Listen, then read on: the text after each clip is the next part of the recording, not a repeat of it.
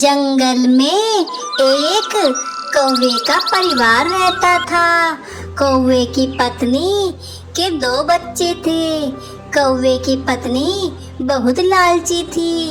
वह चाहती थी उसकी अमीर बहू आए जो बहुत सारा दहेज लेकर आए, लेकिन किस्मत को कुछ और ही मंजूर था।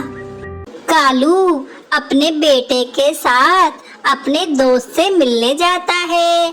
तभी कालू की नजर उसकी बेटी पर पड़ जाती है जो बहुत ही समझदार और गुणवान थी। मेरे दोस्त, मुझे तुम्हारी बेटी बहुत पसंद आई। तुम अपनी बेटी की शादी मेरे बेटे टोनी से कर दो। पर मेरे दोस्त, मैं तुम्हें दहेज नहीं दे सकता। मैं बहुत गरीब हूँ और इस बार मेरी फसल भी अच्छी नहीं आई, जिससे मैं दहेज का इंतजाम नहीं कर सकता। कोई बात नहीं मेरे दोस्त, तुम मेरे सबसे अच्छे दोस्त हो और तुम 2 कपड़ों में भी अपनी बेटी को विदा कर देना। मैं तुम्हारी बेटी को अपनी बेटी बनाकर रखूंगा। कालू रिश्ता पक्का करके घर आ जाता है। अपनी पत्नी से कहता है, सुंदरी, आज मैं तुम्हारे बेटे का रिश्ता पक्का करके आया हूँ। लड़की कौन है जी? मेरे दोस्त की बेटी है जो बहुत ही गुणवान है। जी गुणवान का मैं क्या करूंगी? मुझे तो एक अमीर बहू चाहिए जो इस घर में बहुत सारा दहेज ला सके। सुंदरी, हमारे होने वाली बहू बहुत ही समझदार है। इस घर को स्वर्ग बना देगी। और हाँ, मैं अपने दोस्त को जुबान दे चुका हूँ। मैं उसकी बेटी से ही शादी करवा दूंगा अपने बेटे टोनी की। ठीक है जी, आपने अपनी मर्जी चला ली। दूसरे बेटे की शादी मैं अपनी मर्जी से करूंगी। हम अपने बेटों की शादी एक दिन ही करेंगे। ठीक है सुंदरी। बंटी का रिश्ता एक बड़े अमीर सेठ जी के घर से आता है। सुंदरी बिना सोचे समझे हाँ कर देती है। सुंदरी बहुत खुश होती है। आखिर मैंने अपने बेटे का रिश्ता एक बड़े घर में कर दिया है। अब तो एक अमीर बहू आएगी जो बहुत सारा दहेज लेकर आएगी। सुंदरी के दोनों बच्चों की शादी हो जाती है। अमीर बहू बहुत सारा दहेज लेकर आती है। अब सुंदरी दोनों बहुओं में भेदभाव करने लग जाती है। गरीब बहू से सारा घर का काम करवाती और अमीर बहू एसी की हवा बैठकर खाती। लेकिन अमीर बहू बहुत ही घमंडी थी। वह कोई काम नहीं करती, सारा दिन अपनी जेठानी पर हुक्म चलाती। सास भी अपनी अमीर बहू का पक्ष लेती और गरीब बहू को नौकरानी बना देती है। तभी लाड़ो रोने लग जाती है और कालू से कहती है, पिताजी, मैंने आखिर ऐसा क्या किया है जिससे माँ जी मेरे साथ ऐसा बर्ताव करती है? तुम चिंता मत करो बेटी, मैं तुम्हारी माँ जी को समझा दूंगा। कालू कहता है, ये तुम क्या कर रही हो सुंदरी? दोनों बहुओं में इतना पक्षपात क्यों? देखना सुंदरी, तुम एक दिन बहुत पछताओगी। जैसा बो रही हो ऐसा ही काटोगी।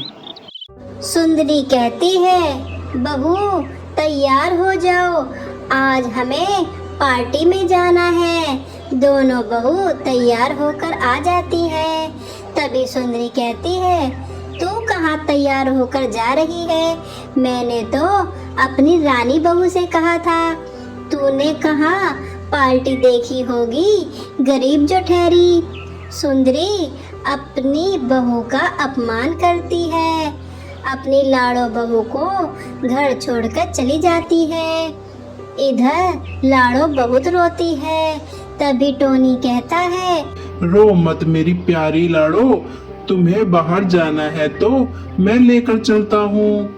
नहीं टोनी जी, मैं तो माँ जी के व्यवहार के लिए रो रही हूँ।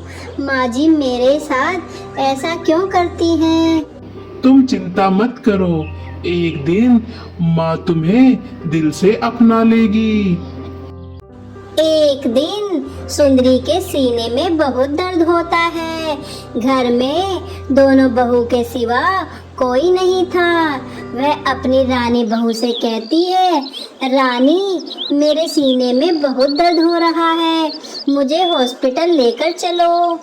आज मैंने पार्लर की अपॉइंटमेंट ली है, मुझे बहुत काम है माँ जी, मैं आपके साथ नहीं जा सकती।